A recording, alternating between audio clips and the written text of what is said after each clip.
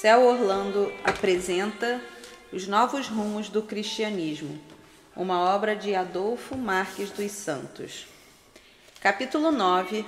O homem é o que ele pensa. Pergunta: em que consiste o conceito espiritualista que diz: o homem é o que ele pensa?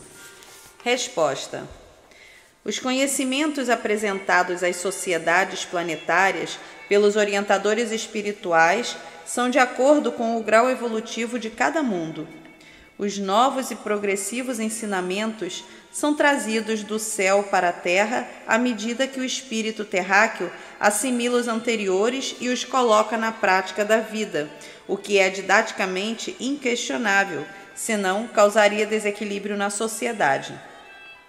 Quando a espiritualidade superior traz novos conceitos desse nível e a ciência consegue provar tais orientações, não sejamos recalcitrantes, pois os físicos quânticos já provaram que o homem é o que ele pensa. Deduzimos, pelo menos teoricamente, as diferenças energéticas causadas positivamente pela mente humana quando uma pessoa convicta de que é portadora dos atributos divinos está falando, por exemplo, sobre o Nazareno Mestre e seu Evangelho. Conhecedores da lei da ressonância, podemos imaginar as emanações advindas dos planos luminosos em benefício do expositor e dos integrantes de sua assembleia de ouvintes encarnados e, principalmente, desencarnados, os eflúvios celestiais que chegam à ambiência. Por exemplo, 3 grupos de espíritos encarnados orando e sintonizados com os desencarnados das mansões habitadas pelos anjos, sendo um grupo em benefício de um país, outro de um continente e o terceiro clamando bênçãos para o planeta e sua humanidade. Quantas benesses os integrantes dos grupos receberão como reação à ação crística? Quantas maravilhas, na mesma proporção de seus propósitos, considerando a reação de quem ora por um país, por um continente ou para a coletividade planetária. Pensar positivamente, falar sobre o lado luminoso da vida, das pessoas, do mundo, é sabedoria. E quanto mais abrangente for a nossa crística área de ação mental, maior e melhor será a reação que receberemos para aumentar a estatura de nossos espíritos. Não tenhamos dúvida de que quem ora aos céus suplicando bênçãos tão somente para si, ainda é infante em termos evolutivos espirituais. Em devaneios crísticos, a alma viaja pela imensidão do cosmo, ouvindo a sinfonia da vida em todo o seu esplendor. E, ao sentir as emanações do Cristo cósmico, concluirá: eu sou o que penso. Por não haver palavra no vocabulário terreno que descreva plenamente esses estados sublimes quando se está em colóquio com a divindade, cabe a cada criatura silenciosamente exercitar o aflorar de suas potencialidades e saborear tais momentos de bem-estar e júbilo. Pergunta: em todas as épocas, o ser humano fez uso da oração, suplicando lenitivo aos céus. Qual o poder miraculoso da oração? Resposta: quando por evolução espiritual estivermos graduados a ponto de o nosso falar ser a própria oração, estaremos em qualquer ambiente ou situação amparado pelas forças e energias da natureza. Na verdade, não é a natureza que age a nosso favor. Somos nós que entramos em contato vibracional com os campos energéticos mantenedores da criação, tendo em vista que essas forças e energias preexistem à nossa oração. Evidentemente, por ser o homem o que ele pensa, a natureza, por manifestar permanentemente a essência vital, responde aos nossos pensamentos e às nossas ações. Pela lei dos afins, nós polarizamos e atraímos tais energias benfazejas. É assim que o universo conspira de maneira positiva a nosso favor. Em nosso atual estágio evolutivo, quando nos reunimos em grupo para orar, com todos os participantes tendo o mesmo foco, os campos energéticos nos ambientes das orações são magnificamente alterados, propiciando o colóquio entre as mentes dos orantes e os planos sutis habitados pelos benfeitores celestes. É uma dádiva poder orar. É divinal ter o aparelho fonador em condições para verbalizar crísticos sentimentos. É magnífico poder falar com Deus, seja ele representado por seres humanos, espíritos desencarnados ou demais seres de toda a criação. Pergunta: como funciona esse automatismo da criação para proteger melhor o ser humano se todos os seres vivos são criados por Deus? Resposta: ilustremos tais conceitos. Quando se afirma que o universo conspira, positiva ou negativamente, de acordo com os nossos pensamentos e propósitos, não é o universo que corre para atender às nossas súplicas, mas somos nós que, pela lei dos afins, polarizamos o éter cósmico a favor ou contra nós. É sempre bom lembrar a onipresença de Deus energia, de Deus lei, de Deus vida. Somos convictos de que, em potencial, somos anjos. Portanto, oremos plasmando mentalmente as mais deslumbrantes paisagens, imaginando as mansões celestiais povoadas pelos anjos do Senhor. Aos poucos, vamos criando hábitos salutares e nos mantendo em frequências gradativamente mais elevadas, advindo, como consequência natural, a proteção. Pelas leis do Criador, não existe proteção superior à honestidade, pois quem estiver honestamente a serviço da vida estará naturalmente protegido pelo autor da vida, Deus. Pergunta: seguindo a linha de raciocínio de que o homem é o que ele pensa, se ele pensar luminosamente, conseguirá curar-se de seus males físicos?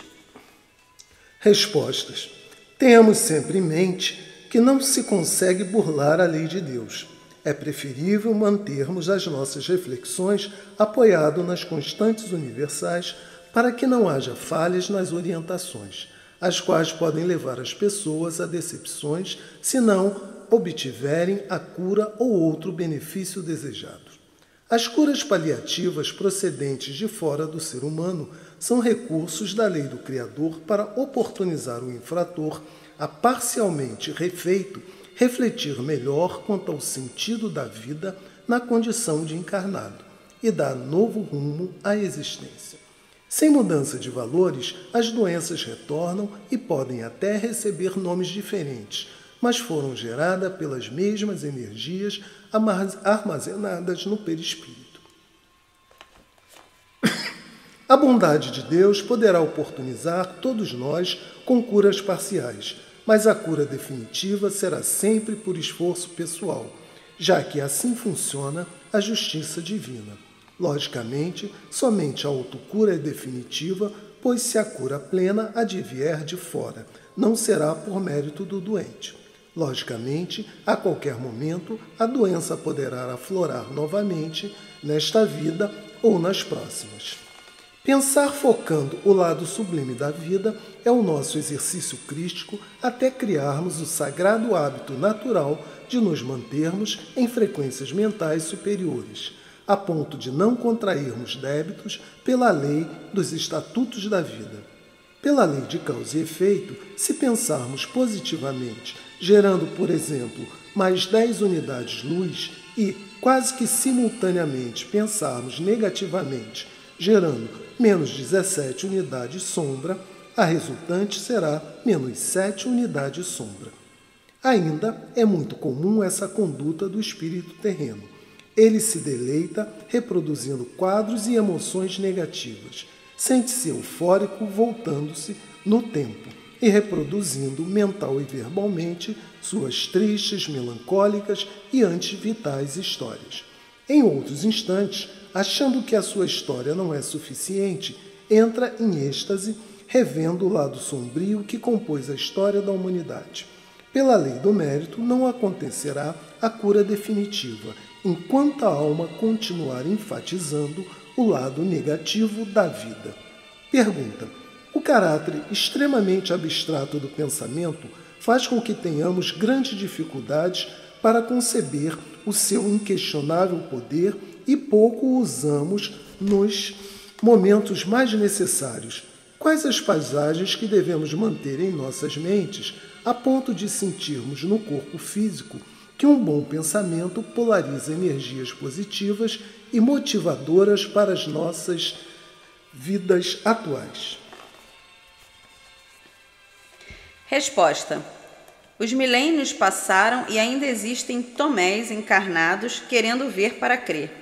Para um indivíduo sentir que a natureza está agindo a seu favor, é preciso que tenha nobreza de propósito e certeza de que ele é um Cristo criatura querendo sentir o Cristo Criador, o alimento sagrado da vida terrena. Pensemos.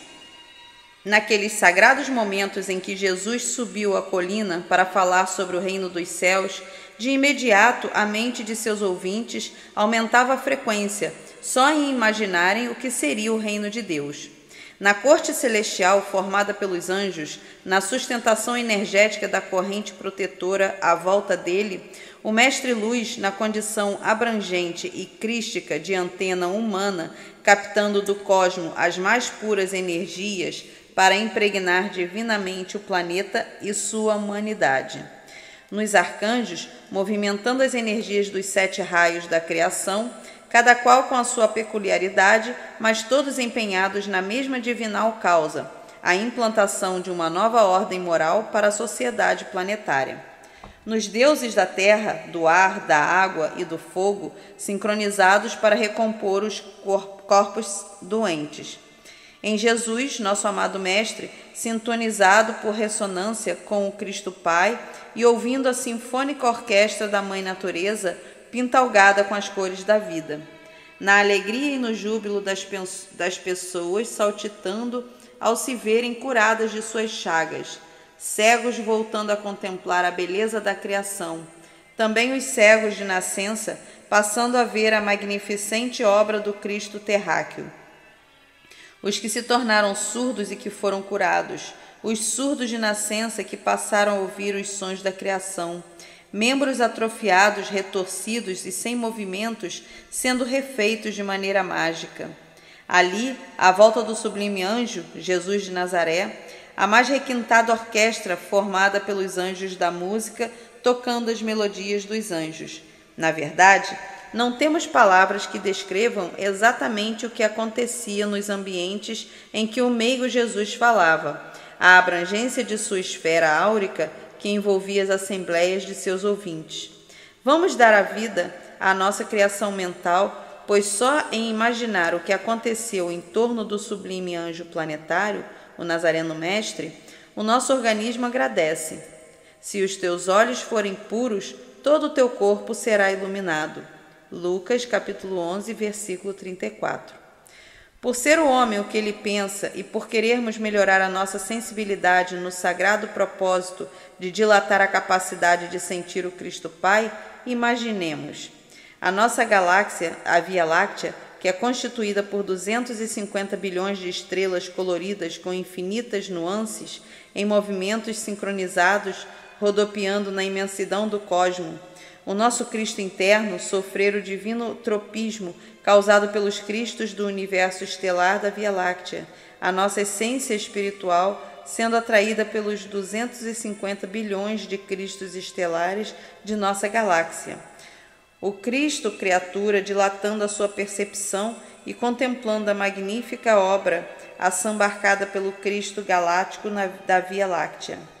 Após esses crísticos devaneios, nunca mais seremos como antes. Se criarmos o salutar hábito de, em pensamento, nos projetarmos para o eterno e crístico futuro, o nosso Cristo interno vai se metamorfosear em mais luzes e nós adquiriremos a certeza de que somos oniscientes, onipresentes e onipotentes.